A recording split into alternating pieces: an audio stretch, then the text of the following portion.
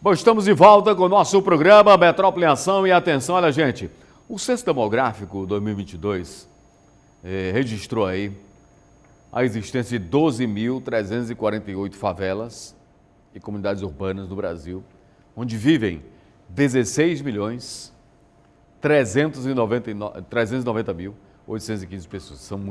São muitas pessoas morando na favela.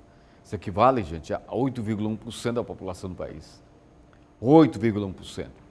Em 2010, foram identificadas 6.329 favelas e comunidades urbanas, onde residiam 11.425.644 pessoas. Quer dizer, aumentou de 11 milhões para 16 milhões.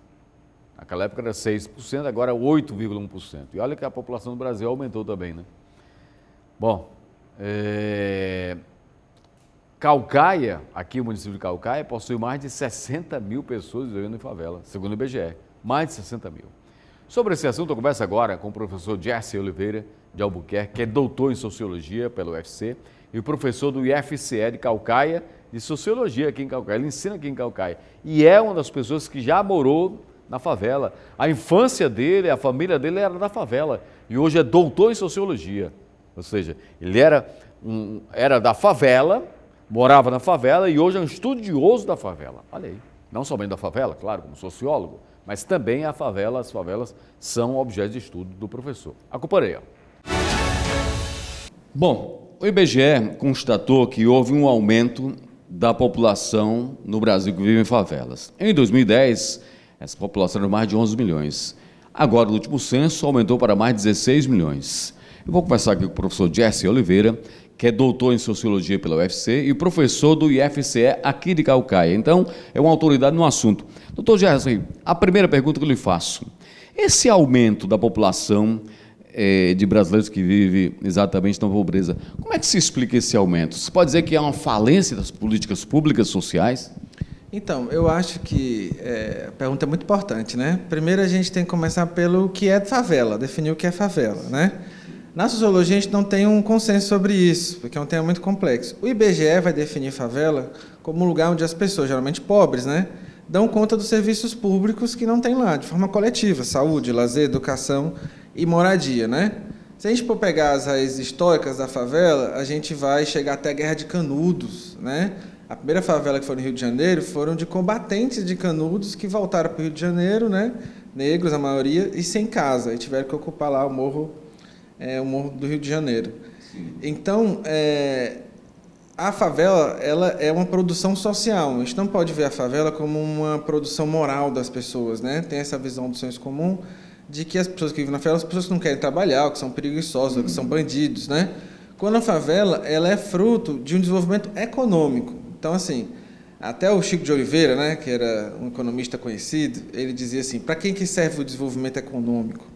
Porque quando a gente pensa em desenvolvimento econômico, a gente acha que assim, né, vai crescer o bolo para repartir. Então, se tiver desenvolvimento econômico, não vai ter favela. O que a gente vê nas pesquisas é que é o contrário. Quanto mais desenvolvimento econômico, industrial, ele cria como refúgio as favelas, ele cria pobreza. Né? É porque ele precisa de um excedente populacional para existir. É meio paradoxo, é difícil de entender. Mas a prática é o seguinte: eles precisam de um excedente de trabalhadores, mais do que eles podem absorver na economia, né? Esse excedente de trabalhadores que não encontram emprego formal, e muitas vezes nem informal, né, vai ser uma base importante para o nascimento das favelas no nosso país.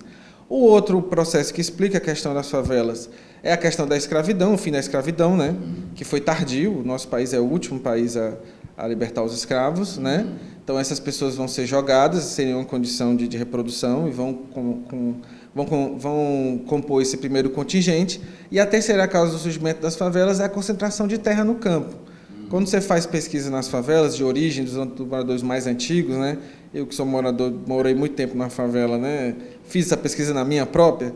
E essa, você morou em favela? Sim, Fortaleza. A favela até hoje está lá, é a Daci Barbosa, conhecida popularmente como Boba. E quando você faz essa pesquisa nas favelas, de forma geral, os moradores mais antigos eles vêm do interior, do campo. seja em processo de expulsão da terra deles, né, ou seja, em processo de expulsão econômica, falta de oportunidades. Teve um fator climático também, o êxodo rural, que empurrou muita família do campo para as cidades também, década de 70 por aí. É complicado porque o êxodo rural ele só pode ser entendido com a concentração de terras, né?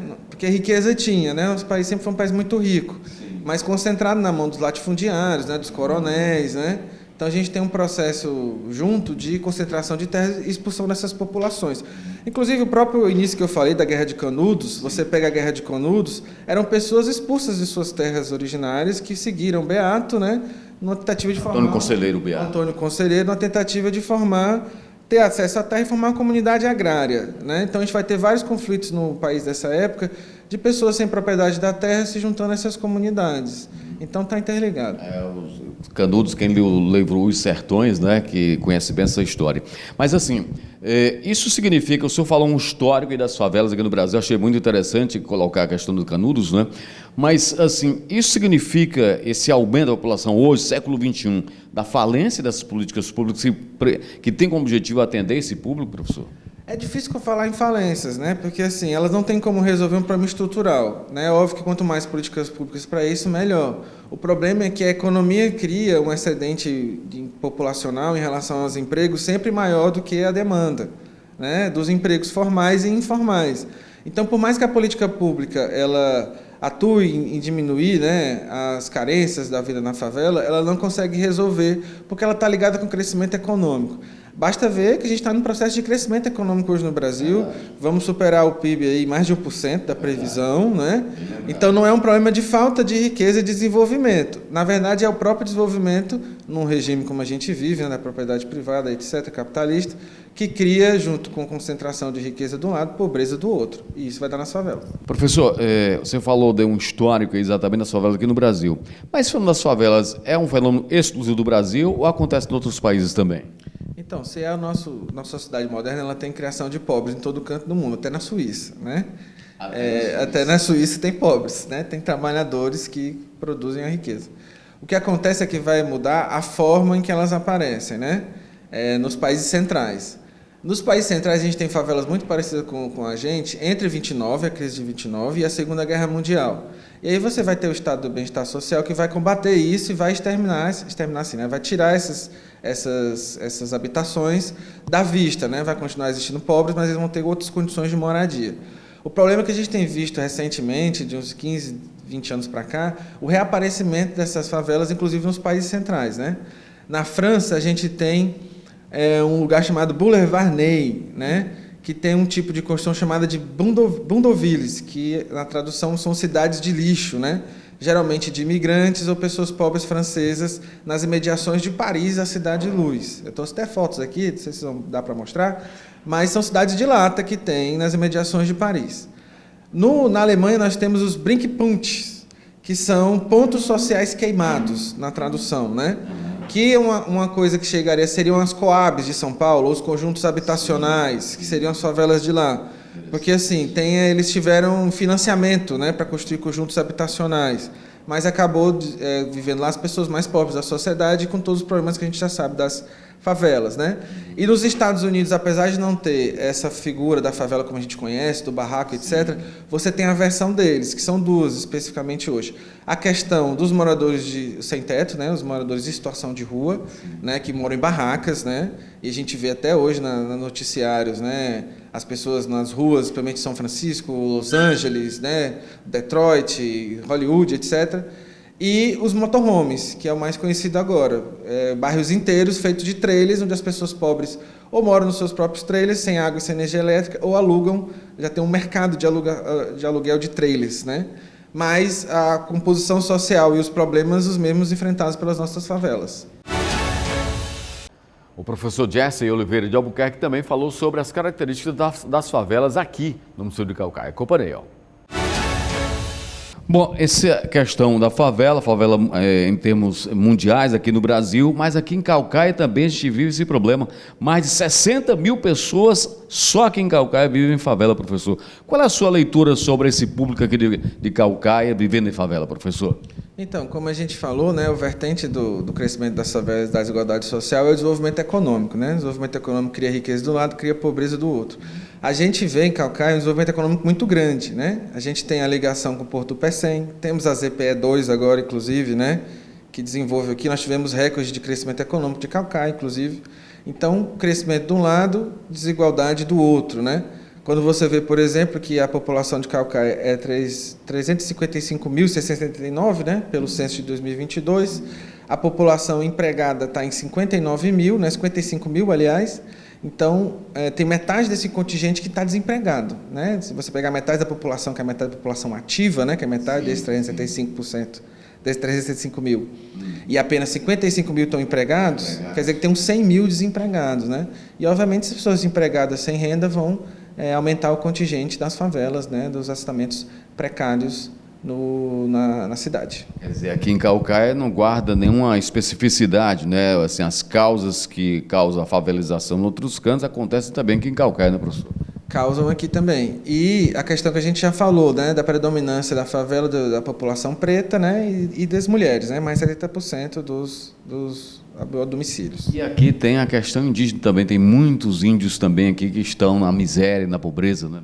Tem. Agora, qual é a vantagem? Muitas das comunidades originárias, elas têm a marcação de terras aqui, né? Então, isso ajuda elas a saírem desse legado, né? Por isso que eu falei também que parte do processo que cria as favelas é a concentração de terras. Então, as comunidades indígenas ainda têm muito que avançar, mas a luta delas pelo território ajuda elas a saírem desse cinturão. E aqui no Brasil, nas artes, na música, professor, há uma tentativa de romantização da favela, né? Como se fosse algo positivo. Aí eu lhe pergunto, até que ponto isso é algo realmente positivo para aquele jovem da favela ver esse contexto de favela como uma forma romantizada, inclusive na música a gente vê muito isso. Qual a sua opinião sobre esse contexto? Eu acho que a valorização da cultura da favela, primeiro, é uma questão de sobrevivência, né? Porque o favelado, falo por experiência própria também, ele vive numa contradição, né? Ele quer ser uma pessoa rica, mas ele vive em condições de gente pobre, né? Então, quando você não tem clareza de onde você está, né? E de como você pode conseguir seus direitos, que é com a luta coletiva, fica complicado quando você acha, a gente vê esse fenômeno no Brasil, por exemplo, do pobre de direita, né? Alguém vivendo nas piores condições, mas que ainda acredita no status quo. Então, por um lado, isso é positivo, de valorizar a cultura da favela, porque esses povos que estão lá, eles também têm culturas próprias, né? Trazidas do interior, trazidas das manifestações negras, africanas, indígenas, que são uma parte da população dessas localidades. Por outro lado, não deve se transformar a necessidade em virtude, né? Isso não pode ser usado para não lutar pelos seus direitos, ou cair apenas no caminho institucional, né, das lutas institucionais, e esquecer da luta de base, né, da pressão, né, que é o que vai conseguir realmente os direitos que a favela tanto almeja. Então, eu acho que é uma questão de juntar a cultura da favela com a luta pela favela, e não ficar num polo ou no outro. Olha, você falou aí a questão da ascensão social, exatamente daqueles que estão na favela. E eu estou conversando aqui com o professor Gerson Oliveira, que hoje ele é doutor em Sociologia e professor do Instituto Federal de Educação aqui de Caucaia. Mas ele é um jovem que veio da favela. Então, ele experimentou exatamente essa ascensão social. É uma autoridade hoje num assunto que um dia foi realidade para ele. Eu lhe pergunto, qual é a perspectiva da juventude em ascensão social, aqueles que estão na favela, aqueles que talvez não tenham a visão de estudo que você teve? Então, a primeira coisa é não desistir, a gente não tem opção, né? A sobrevivência para nós é uma necessidade, né? Quem sabe, quem está ouvindo, que veio de favela, veio de comunidade, sabe que para a gente o degrau é sempre mais alto, seja no mercado de trabalho, seja na universidade, seja na escola. Se você for negro e mulher, então as dificuldades são maiores. Então, a primeira coisa é não desistir, né? Segundo, que é preciso a luta coletiva, né? A gente tem um paradoxo hoje, a nossa juventude, cada vez mais conservadora, infelizmente, né? Então, é difícil você lutar pelos direitos quando você acha que esses direitos não são conquistas coletivas, são apenas mérito pessoal, né? E aí eu sempre falo com meus alunos, pessoal, sobre essa questão do self-made man, do homem que faz a si mesmo e tudo mais, empreendedorismo, isso que está na moda. Basta você ver seus familiares. Quantas pessoas você tem na sua família que trabalharam a vida inteira e nunca ficaram ricas, né? Isso não tira o valor delas, pelo contrário, só melhora. Mas para perder essa ilusão de que sozinho é possível ficar rico nessa sociedade. A riqueza é uma coisa da minoria, né? A riqueza da minoria é a base da pobreza da maioria, a base do nascimento e crescimento das favelas. Então, o jovem ele tem que voltar a ser combativo. né? Ele tem que garantir sua sobrevivência, estudar, entrar no mercado de trabalho, mas ele também tem que lutar, né? Lutar pelos seus direitos e pelo direito das suas familiares e dos seus vizinhos. Bom, agora uma última pergunta, agora sua opinião como sociólogo. Você acha que é possível resolver esse problema social aqui no Brasil, o problema das favelas? Rapaz, muito difícil, né? A gente viu essa semana, por exemplo, que queriam taxar as grandes fortunas, né? E não passou isso na Câmara dos Deputados. E, ao mesmo tempo, o governo, né, de base trabalhista, né, tá para colocar um pacote de cortes sociais, né? Então, assim, eles não pagam preço, né? A riqueza deles é fruto de toda a desigualdade, eles não pagam preço, quem vai pagar o preço é quem está sem os direitos, quem é mais prejudicado. Então, do ponto de vista do governo, infelizmente, parece que não vai vir uma solução de lá. E aí eu digo e repito, tem que lembrar dos anos 80, né? Anos 80 a gente estava na ditadura militar, num processo amplo de inflação. E como é que a gente respondeu isso? Com organização, com luta, né? Ir para a rua, depois teve o movimento dos caras pintadas pela democracia, né? Então, está faltando isso, está faltando pressão social para que esse quadro mude. Legal. Bom, agradecer aqui ao professor Jesse Oliveira, não somente agradecer, mas parabenizar. Professor Jesse, hoje professor do Instituto Federal de Educação, IFCE, aqui de Caucaia, doutor em Sociologia, mas egresso da favela, mostrando, através da vida dele, através da prática, que é possível sim a ascensão social para aqueles que moram na favela, principalmente através dos estudos. Professor, muito obrigado e parabéns por sua luta, por sua história. Eu que agradeço aí pelo convite e por precisar, estamos aí. Gente, essa semana o governo do estado lançou o Ceará Sem Fome. Ano passado, o Ceará Sem Fome distribuiu 85 mil brinquedos para crianças em todo o estado. Esse ano a meta é chegar a 100 mil brinquedos distribuídos para as crianças. E ano passado eram 54 mil famílias, hoje eram 40 mil famílias, né? E esse ano já vai ser para 54 mil famílias beneficiadas, o Ceará Sem Fome. Quem participou do lançamento foi a primeira-dama Lia Freitas. Acompanhe o que disse a primeira-dama do estado. Iniciamos hoje, dia 13 de novembro, a campanha do Natal Ceará Sem Fome. E em 2023 nós tivemos arrecadados em todas as secretarias vinculadas também do governo do estado do Ceará. Aqui eu quero agradecer essa solidariedade de todos os servidores e colaboradores do estado que se envolveram ano passado e fizeram 85 mil crianças sorrirem recebendo um presente, um brinquedo nessas cozinhas Ceará Sem Fome e também nas famílias que pertencem ao cartão Ceará Sem Fome, que nesse ano são 54 mil famílias e nas cozinhas vinculadas em torno aí de 40 mil crianças. Estamos esse ano com a meta de arrecadar 100 mil brinquedos e aqui eu quero pedir a você que quiser fazer parte da campanha Natal Ceará Sem Fome, que você possa procurar os nossos equipamentos culturais da Secretaria de Cultura do Estado, no Centro Dragão do Mar, na nossa Estação das Artes, nossos museus, para que você possa também levar um brinquedo e fazer uma criança feliz agora no Natal deste ano 2024.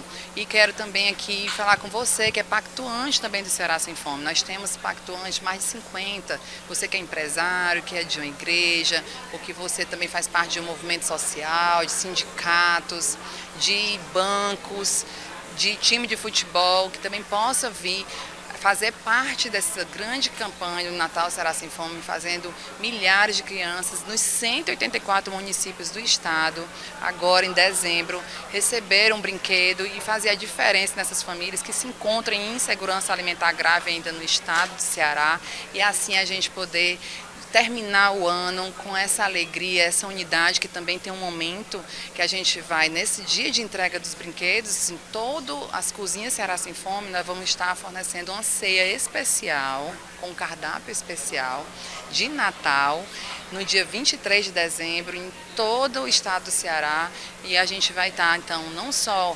confraternizando, convivendo, levando também amor através desse ato da ceia e de unidade, mas também entregando o brinquedo. Então a gente fica muito feliz em poder contar mais uma vez com nossos colaboradores do Estado do Ceará. Quero agradecer aqui todo o secretariado, todos os presidentes de vinculadas e saber que essa união da gente que faz realmente um Ceará Sem Fome acontecer e mais ainda, poder levar um brinquedo além do prato de comida agora no final do ano 2024. Qual a importância do Senado Federal? Você já parou para pensar sobre isso? Importância da Câmara dos Deputados, Senado Federal. O que é o Senado Federal, não é? Por que você elege pessoas senadores da República? O que as discussões dos senadores muda a vida, a sua vida, a vida de pessoas que moram aqui em Caucaia, a vida dos brasileiros? Essas são questões que norteiam a série documental Senado, a história que transformou o Brasil. A obra marca a comemoração dos 200 anos do Senado e foi feita em parceria entre a TV Senado e a TV Cultura. A estreia será hoje, às 21 horas. Acompanhe aí, ó. Representação popular, igualdade racial, direitos das mulheres, educação para todos, regulação das relações de trabalho, defesa do meio ambiente e do clima, proteção da infância e da adolescência e os desafios para o futuro. São os 7 eixos temáticos da série documental Senado, a história que transformou o Brasil. Afinal, qual é a importância do Senado na história do Brasil e no dia a dia dos brasileiros? Para saber essa resposta, a gente precisa entender o que acontece aqui, dentro dessa famosa abóboda. Cada tema é apresentado em um episódio de 52 minutos que conta, por meio de vídeos e áudios históricos, depoimentos de cientistas, senadores e historiadores e documentos do arquivo do Senado, as histórias de debates e decisões que mudaram a vida dos brasileiros ao longo dos 200 anos de existência do Senado. Quando houver um entendimento maior da relevância, da importância, da influência que tem no nosso dia a dia, o que é feito dentro do Senado, o que esses homens e mulheres que são senadores eleitos por nós fazem e realizam, o quanto isso impacta no nosso dia a dia, eu acho que a gente vai ter um fortalecimento, uma maturidade maior da nossa democracia. Eu descobri muita coisa realmente fazendo, né? Muita coisa que eu aprendi sobre o Senado, eu estou aprendendo aqui, agora, nesse processo. Então, da mesma forma que eu estou aprendendo, as pessoas também vão aprender. Produzida pela TV Senado e pela TV Cultura, a série mostra como o Senado funciona, como é o trabalho dos senadores, como são feitas as leis e como são resolvidos os conflitos. No lançamento será exibido o primeiro episódio, que trata da política no dia a dia e das 18 vezes que o parlamento brasileiro foi suspenso. Esse primeiro episódio, ele fala sobre as várias tentativas de fechamento do parlamento, né? Que foram várias. Eu mesma tenho que confessar que eu não tinha essa consciência de tantas tentativas. E, na verdade, ele aberto durante esses 200 anos no formato democrático é pequeno, ou seja, a nossa democracia, se a gente não cuida, ela é muito frágil.